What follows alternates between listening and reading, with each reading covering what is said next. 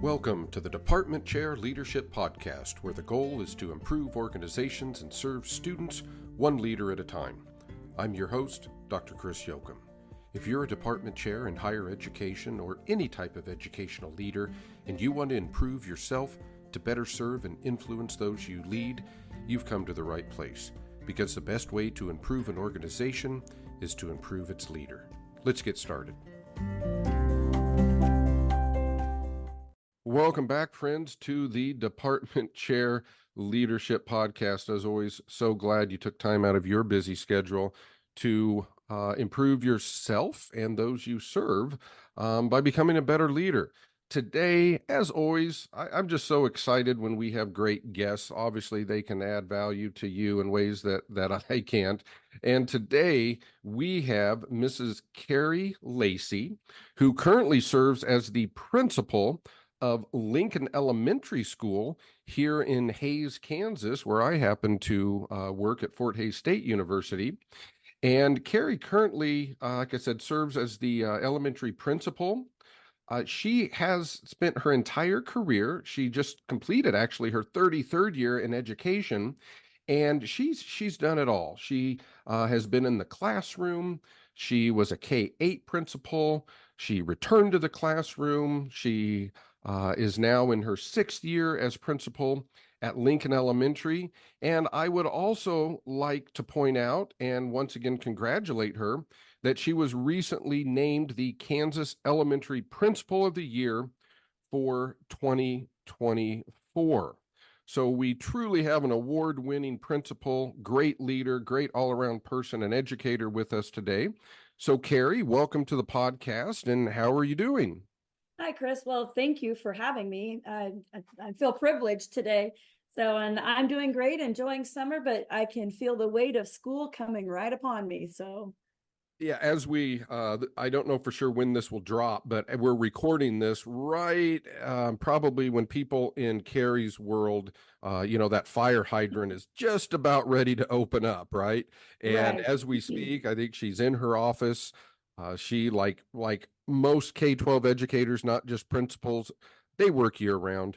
And so those that are listening that maybe aren't familiar with K-12, just to give them their kudos, they work year round. She's getting ready for kids, probably already thinking about the upcoming year, how she is, going to respond to the new challenges. So before we start our conversation, just to let people know, I know Kerri. She works with our students. She takes a lot of our interns, our student teachers. And I can attest to the fact she is a great leader, very humble, and so hopefully I'm giving her permission to toot her own horn today. But I guess Kerri wanted to start. You have a very interesting leadership and educational journey. And if you wouldn't mind, do you want to just maybe share for our listeners the route and journey that brought you to where you are today? Okay. Well, first of all, I have 2 degrees in education, my bachelor's and my master's, both from Fort Hays State University. So I am a proud Tiger. I started here in Hays, Kansas at Kennedy Middle School. I was a teacher there, and I was one of those teachers that had a cart. I didn't have a room. I taught during my time there in 14 years. I taught 11 different subjects. I was PE, I did language arts, I was health, aerobics, I did some social studies, and the only thing they wouldn't let me do was math. And my husband says there's a reason for that. But I started there. From there, I left after 14 years and I went to Solomon, Kansas, which is just, right in the middle of the state, pretty much. A smaller 2A school. And I was hired there first as a K-5 principal. And in my first year there, we implemented all-day kindergarten. They had only half day, so we implemented all-day kindergarten. And then after my 3rd year there, I was hired as the K-8 principal. And so that was interesting. Not only did I have my duties in the elementary school, but I also had my duties in the middle school alongside of all the activities and all of that good stuff. So after that, my husband took another position here in Hayes. He did a whole career change. So I came back to Hayes. He is from here originally. I'm from Western Kansas. And I went back to the classroom. Our youngest was an eighth grader, and I decided I was going to go to the classroom, and not totally by choice, but until she graduated from high school. And then at the end of her senior year, I was hired here at Lincoln as the elementary principal. So I am now on my 15th year, 14th year as a principal. Obviously, you're doing a great job in your 6th year at your current building. As I said, you were just named the Kansas Elementary Principal of the Year, which is no small feat. Both you and I know there are great elementary principals in our state, and you are certainly very, very deserving. Kerri, one thing that you listed here on the pre-show notes that I truly agree with and want to talk about, and I have maybe somewhat of an unfair advantage compared to other guests because I work with you and your students.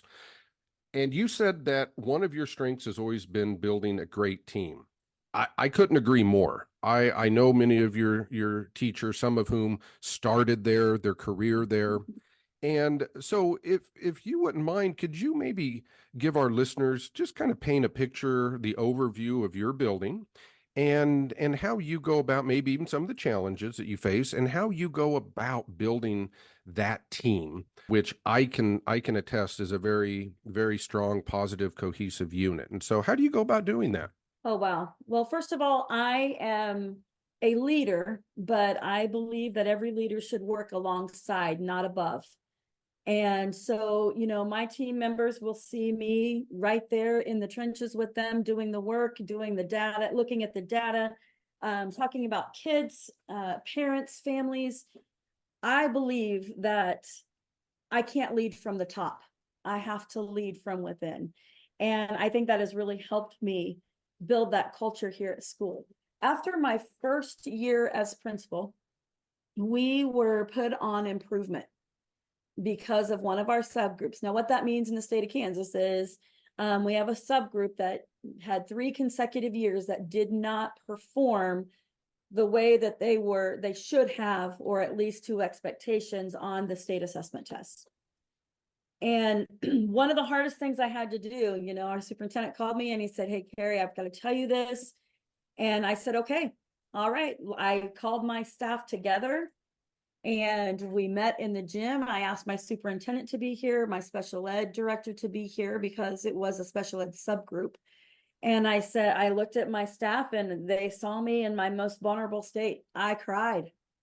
I said, "Guys, this has nothing to do with you as people, but it has to do with us as a team and as our school. And how are we leading this?" And, and I told him, I said, where do we go next?" And, I was so proud. I was just like, oh my gosh, I'm the luckiest person here because my staff said, "Okay, let's wipe the slate clean. Let's start over. Let's talk about where our weaknesses are. Let's talk about how we can build family relations. And so our parents and our kiddos feel part of our team and part of our family."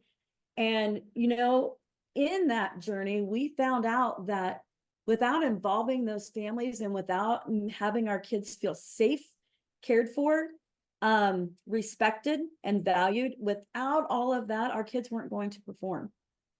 So we started with building family relationships and community relationships. And we decided, that was when Kansas really had this, this configuration of the way a school should look. And so we decided that that was the journey we were going to take. And we did have some, with being on improvement, we had guidance from the State Department, from people at KSDE, because, they said, well, this is what you have to do. And these are the reports we need. And this is what we want to see. And, just to give you an example of what kind of staff I have and how we work together. In October, we have parent teacher conferences. And during parent teacher conferences, we schedule all of them and we're here until 8:30 at night. And excuse me, my teacher said, can we schedule all of those before 7 o'clock each night? And then can we work together after that? So we were here for, we taught all day. We worked all day. We had conferences from 3 to 7 or 7:30. We met in the gym, and really they were only on contract till about 8:30.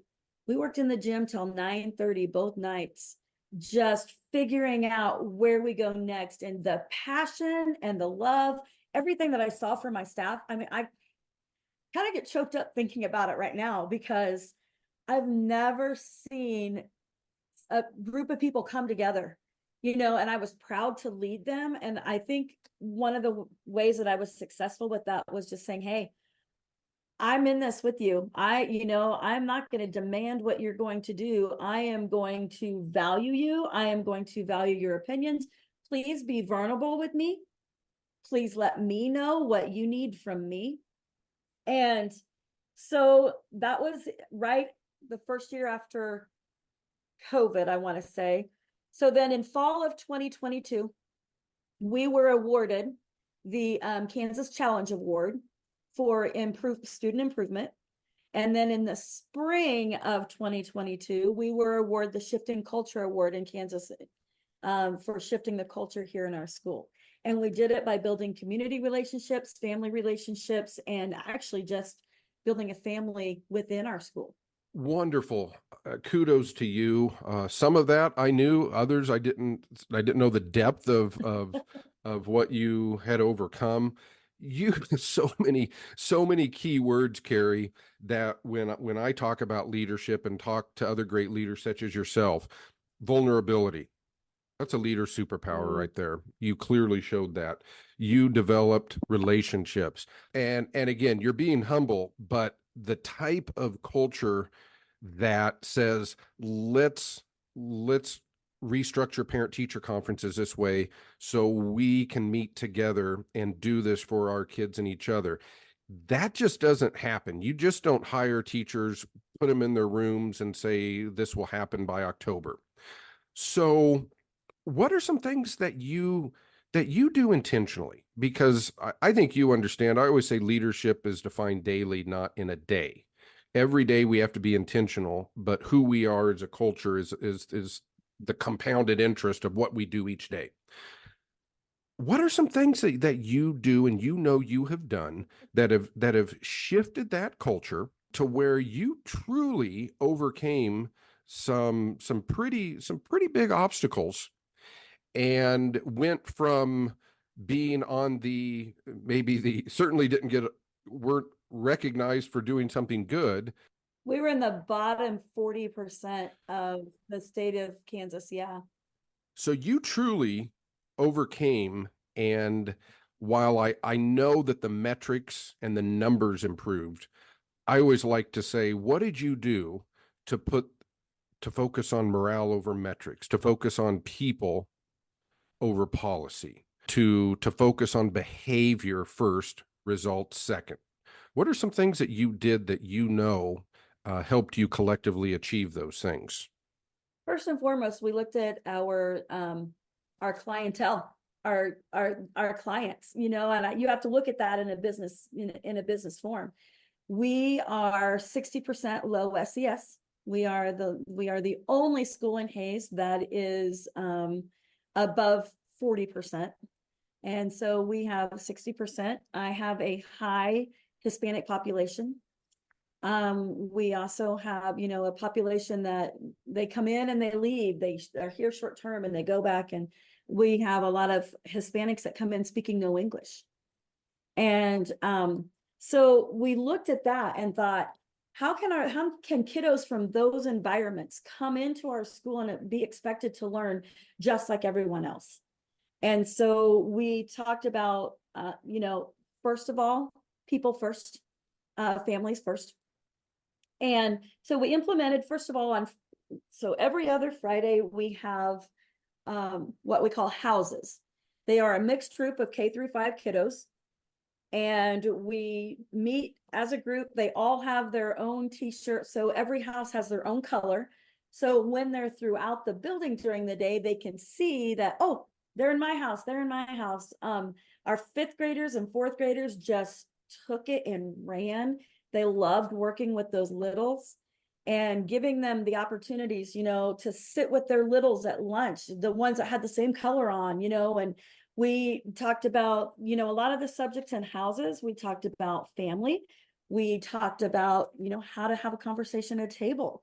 A lot of our students don't eat dinner at the dinner table. Most students nowadays don't, but we talked about how that was important. And we also shared that with our families at the beginning of the school year.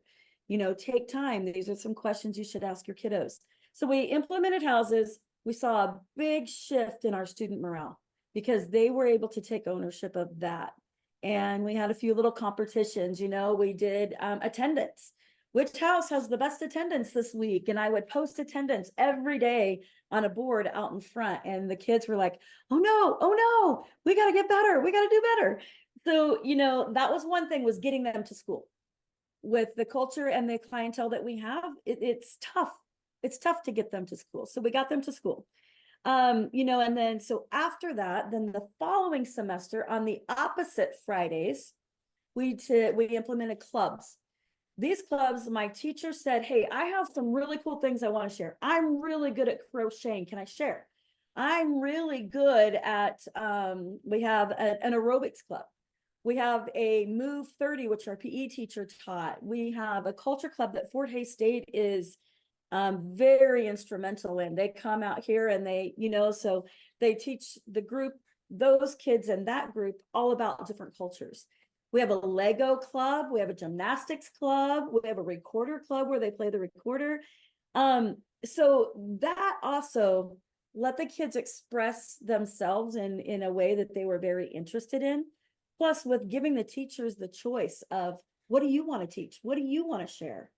And we have a journalism club, so finding different ways for kids to be able to take ownership of their education and feel like this was a place that they could do that. Powerful statement there. People listening, I mean, hit the rewind 15-second button, because you're going to want to hear that. So powerful. Along those lines, Kerri, I mean, just listening to you, heck, if I were to go back to K-12, I'd want to be in your building. I don't think my teaching chops would be up to par to compete with the great people you have, but certainly Hey, we'll support you and we will help you get there. but I know you would. So with that, I love the sense of family, and how you said you get the kids to school. Your staff they bought in. I was reminded, what Daniel Pink always says is we need to give, as leaders, we need to give those we serve that balance of mastery, purpose, autonomy. What a great way. Hey, yeah, I can paint, I can sew, I can crochet. Let me share that with my kids. Yeah. Gives them a skill, and it's not just the same old thing that they're used to doing in the classroom. Although I bet by investing in them in those, I hate to say this, those non-core things, probably actually gets more mileage out of them when it is time to say, okay, now we're going to do reading, math, etc. Yeah, and actually looking at how kids learn, if we're reading, or if we're doing a read aloud or a book study in class, it's okay, especially our fourth and fifth graders, they'll crochet while they're listening, and they're involved, they talk. It's so cool to see how we shifted that culture to giving those kids some ownership. Many questions going through my mind, but I do want to, before I forget, because you said you have a very interesting, maybe circuitous journey. We're in the classroom, became a principal, went back. And I don't know that I have talked to too many people that have had the unique experience that you have had of being a principal. You went back to the classroom, and I think you said you've been a teacher in the building that you're in. Just talk about some of the things that taught you, and how that has undoubtedly made you a more effective leader. Oh gosh. So how did that help me. First of all, going, you get that first administrative job. And I remember walking in and it's empty. I had a metal desk. There's nothing on the walls. There's a few books on the shelf. And I sat down, and my secretary at that time, she looked over into my office and she goes, "You don't know what you're doing, do you?" And I said, "I do not. I do not. I need your help. I need your support." And so, secretaries are number one for me. She really helped me get through that first year. But also, I would say it taught me to sit back, see what's happening. Don't, I guess if I could, the one advice that I could give to every new leader is don't go, you're excited, you've got that first job. Don't go into that building thinking, I'm going to change everything. You've got to sit back and watch, see what's working, see what's not working. You will soon learn who those staff members are who will try to change you. But without building that relationship and without letting the teachers know. I meet with my teachers at the beginning of every school year. Tell me about your life. Tell me what happened over the summer. Tell me about your kids, grandkids, or, what are you doing? I feel like it's important that I know that side of them. And very humbling to go from an administrator, because I thought, whoa, wow, I finally got an admin job, to back to the classroom. I'd never stood outside on recess duty. And I'm like, oh my gosh, I'm here hanging out at recess duty when I should be in an office, but I embraced that and I learned everything that I could.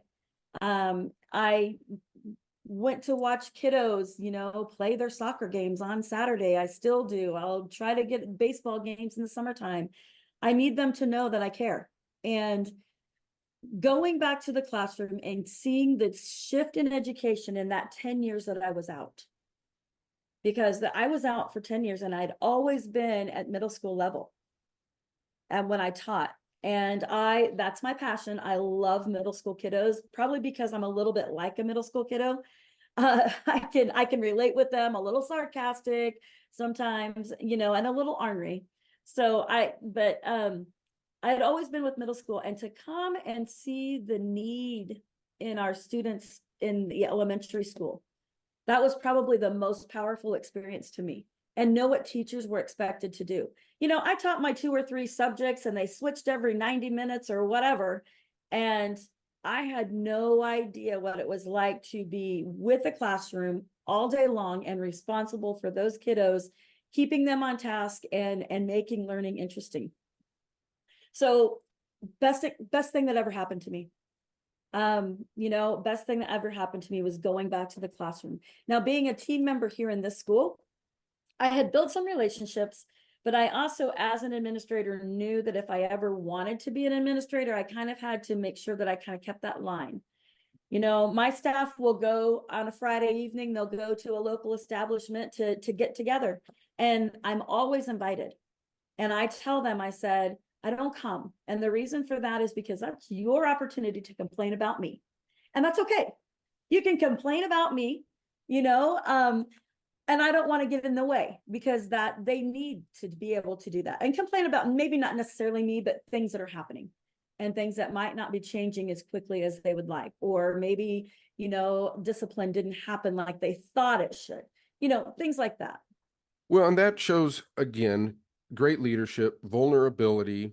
One of the things that listeners have probably heard me talk about is I have a servant leader credo, and one of the lines in there is that what got us here won't get us there, and it's not all about us. And I do say everyone in a school is a leader. I as an aside, I think teachers, if leadership is influence, teachers, and you hit the nail right on the head. Who else influences children on a minute by minute basis more than elementary teachers? I spent a little bit of time in my career as in an elementary school, a middle school, and most of the time I was a high school teacher. I will say the most fun I ever had with my fellow colleagues was in a middle school. But the hardest that I've seen people work minute by minute was in that elementary school. Yeah. So I think that's very important for leaders to understand. that a lot of times when we take those formalized roles, we have to give up to go up. And some of that is our personal life and what we can do. Another thing, Kerri, that you were a faculty member or a teacher, part of the faculty where you currently are a leader. You said even in your first job, the power of watching first before you try to change the culture. And you said, but there were people that tried to change you. And in my, I guess, vernacular, I always refer to those as culture keepers and killers. And sometimes when you take on a new job, the previous keepers, if you're doing things the right way, might turn in, they might not be so happy, and that's okay, and vice versa. So what's your experience? Because you truly have changed and transformed cultures. What is your experience or maybe advice for that new leader that has a vision, knows how they want to get people on board and come alongside them, but might have, that bottom third of the bell curve that really, despite their best intentions, they may never quote unquote win over or get on board. What's your advice or experience with that? Well, first of all, if they're not willing to get on board, then I tell them to find another ship.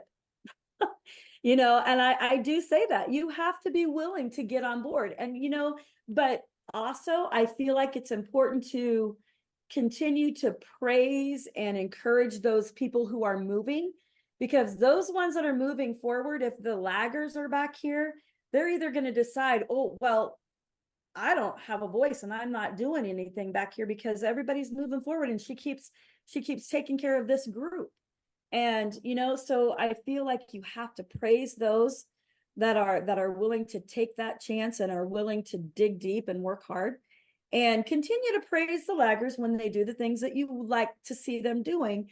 But also just make a point to say, I'm focused on what's moving, what's happening, all the improvements.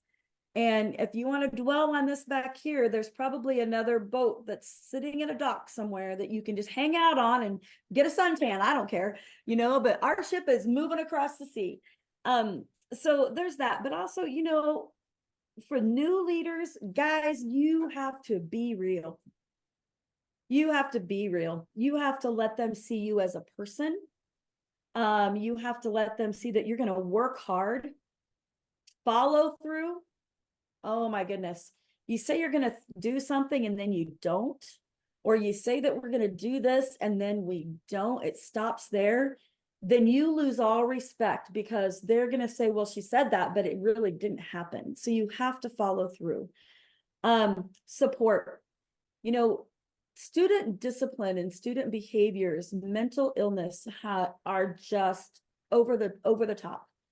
I didn't know that I would have a kindergarten student that would bite me, kick me, throw a chair at me, scream obscenities. And, I'm like, where does this come from? But our students and our families are dealing with so many different things that, that we don't even know. And so being willing to work with the parents, but also the teacher. If I walk into a classroom and a teacher is really struggling with a kiddo, I'll say, hey, why don't you take that kiddo out? I'm going to take your classroom. Go build a relationship. Go find out what's happening. And that's so powerful, because teachers really would like you to take that kiddo that's causing trouble and just let her teach. But my staff has learned that, what, sometimes if I walk into your classroom, and I'm in every classroom every day more than once, and my teachers know that, the kids don't even blink when I come in there, because I want to be visible. Some of the work that I do behind my desk has to be done after hours, because I want to be in the trenches with the kiddos. I want to know about them. I stand out on 20th Street every morning. You will see me. It could be a negative 40 degrees and I'm dressed like an Eskimo, or it could be raining and I have a big umbrella and my clothes are soaked, but every morning. And when I'm not there, the kids know and they ask, and I try to find a replacement to go if I know I can't be there. But I can tell you what every one of my parents drives.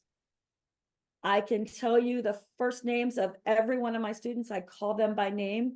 Actually, they challenge me every year by October. And I line them up in the gym and I call them by name, and they're like, oh, they try to trick me, especially the twins. They've gotten me. I've got a few sets of twins. But, if grandma is suddenly bringing a student to school and that student is struggling, it's my job to go to the teacher and say, hey, something's happening, something's changed at home. It could be a new baby, it could be maybe a parent sick, it could be, maybe a marital issue. But knowing that and seeing that, you can tell so much about just being out and about. So I would say, be real, be vulnerable, be present. Nobody wants a principal that sits in their office and just waits for trouble to come. Go out and find that, so maybe you can make it so the trouble doesn't happen. You can see it's coming. Support your staff, and I pride myself on my positivity. I don't think there's anyone that's ever met me that wouldn't say that, man, you're so positive. Now, I might go home and cry and yell and scream with my husband at night, and he's like, what? But they they can see me upset and see me cry and see me, vulnerable. But also, even when I don't feel being positive, they have to see that I'm going to find the positivity in everything. Year before last, my mom was battling cancer. I missed 9 weeks of school throughout the school year. And not one time did I worry about what was happening in my building. My staff just took over. I have a couple that have their degrees in administration, and they were like, we'll share this, we'll do this, we'll do that. I never worried. They didn't bother me with problems. I checked in and I was here, when I could be, and maybe not always mentally, but and it wasn't until after mom had passed in May. She passed, actually, her funeral was 2 days before the last day of school. And so then I came back after that just to have some closure. And I was so disappointed. I'm like, where did my school year go? I didn't get to spend any time with you guys. But it wasn't until after that I realized that I had created a culture here that could run without me. And that's really what you need to do as a leader. You need to empower your staff to where, what, it's going to go on without you, whether you're here or not. You're not as important as you think you are all the time. So that was also a powerful experience for me. And I would do the same thing for a staff member. Staff member, if they have to be out with a sick student or a sick parent, I am there. I'll teach your class, or I'll find out. I will do your lesson plans. I had a 3rd grade teacher, her mom suddenly passed, and she had sent me a text. It was 9:30 at night. I was here at school by 9:40 in her classroom. She was there. I said, go. I've got this. I'll do your plans. And when we cried together, that was the year after my mom had passed, and we cried together, and I said, it's okay. Don't worry about this, because you have to let your staff be, you have to let them be people, because they are people. And when you forget that, you lose your culture. For the listeners here, Kerri and I obviously can see each other as we record this. And I tell all my guests that when they talk, I mute my microphone because I get so passionate about things that I would talk over them. And I'll just tell you, if I wouldn't have been muted, Kerri just took me to church. I mean, I gave a few yeses and amens to what she was saying about how to treat people. And what a powerful recognition as a great leader is that if you're doing your job, you should, in some ways, I don't know if you want to say work yourself out of a job, but it's similar to with classroom teachers, right? The true sign of how well a teacher manages their classroom and has set up a culture is, how do the kids behave when they have a substitute? And the same is true of a leader. How did your faculty behave when you weren't there? You would instill a culture and a climate and just a way of treating people and supporting people that, while I promise you they truly wanted you there, and whatever score they would have got for the day of being successful would have been higher with you there, nonetheless, you had created that culture. I'm learning so much, Kerri, and we're in the same community. I really hope people that are listening, I don't care what industry you're in, if you are interested in leadership and want to understand how to treat people and create a culture, this is full of great stuff. And that's why I like having our leaders in the public schools on here, because that is leadership and human behavior exposed every day. I always say principles, you might deal with three things before lunch that in another leader's world might not ever happen, or if it does, it's once a year, right? And so you can't hide. Teachers in front of elementary kids, the teacher doesn't want to be there, they can't hide. Kindergartners know that. Right, As right. a leader in your school, you can't hide. Your people and your parents know that.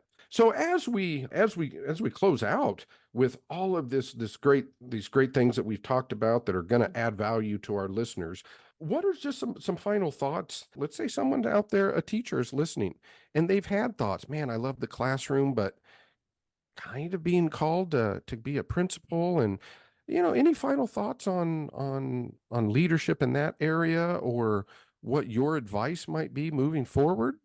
Don't forget your why. And I know that you've heard that everywhere, but my why is really because I'm passionate about students. They might not always be the best reader, but I'm going to tell you, I'm going to help them be a better person. I'm going to teach them how to be respectful. I'm going to teach them how to be responsive to leadership and also be a leader. I want to create leaders within my students also, and I do give them opportunities to do that. And that's one thing, my fourth and fifth grade teachers will tell you, I probably 4 or 5 times a year, I walk in and I'm like, something's happened. I'm like, kiddos, I need you to be a leader, because when you were in second grade, you wanted to be just like a fifth grader. And now this fifth grader is not having a very good example, setting a very good example. I need you to be a leader, because you guys are responsible for how the students act in the school. And so empowering those students also, but respect all, work hard, don't forget your why. Don't forget that your students, your families, your teachers, they are people too, with all kinds of things happening to them inside and outside of this building. And you can't forget that, and you have to be able to support them through whatever they need. Um, you know, you would think that a leader wouldn't sit down and cry with a teacher, but boy, I do. Because they need to know that it's okay. I do feel like, it's my job to support a teacher who's struggling in the classroom with curriculum. It's not my job to say, well, you didn't do a good job, I'm sorry, you're going to have to find a different job. That's not my job. I have failed if that happens.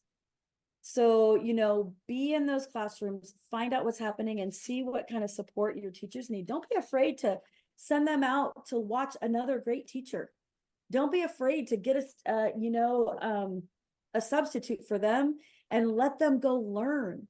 Give them those opportunities, because I failed. If a teacher has failed in their profession in my building, I feel like I have failed, because I need to give them all the support and work as hard as I can until I just can't do it anymore.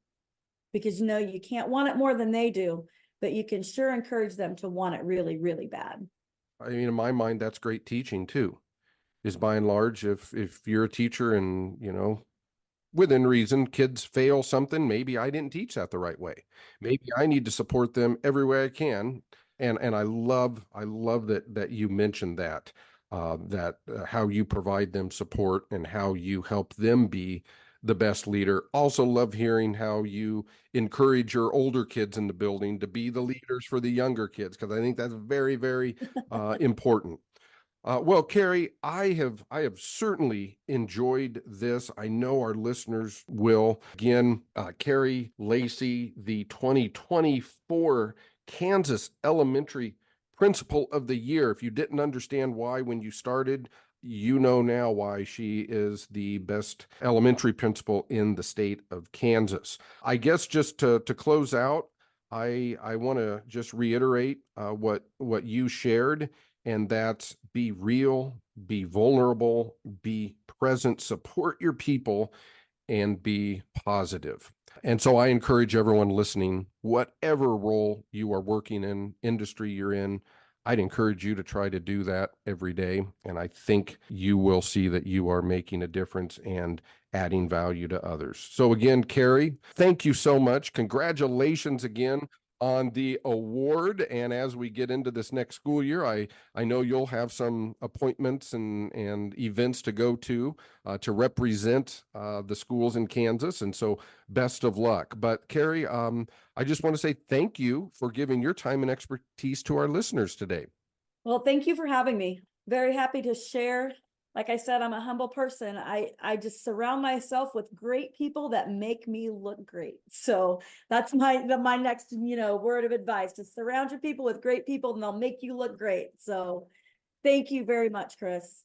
Well, hey, thank you. And again, as always, thank you to the listeners. I always appreciate you taking time out of your day to improve yourself as a leader by listening to great guests like Kerri, who I know you are going to be able to take things from, implement them in your world, add value to others, and overall improve the culture and climate of your organization. So as always, friends, thank you. We'll see you next time. Thank you for listening to the Department Chair Leadership Podcast. If you want to learn more about my leadership philosophy and how to be an effective chair, please consider my book, The Department Chair, A Practical Guide to Effective Leadership. You can find this and learn more about me by going to cjleadership.com. Also, please be sure to like this podcast, leave a review, and share with your colleagues. Thanks again for improving your organization and those you serve by improving yourself. Take care.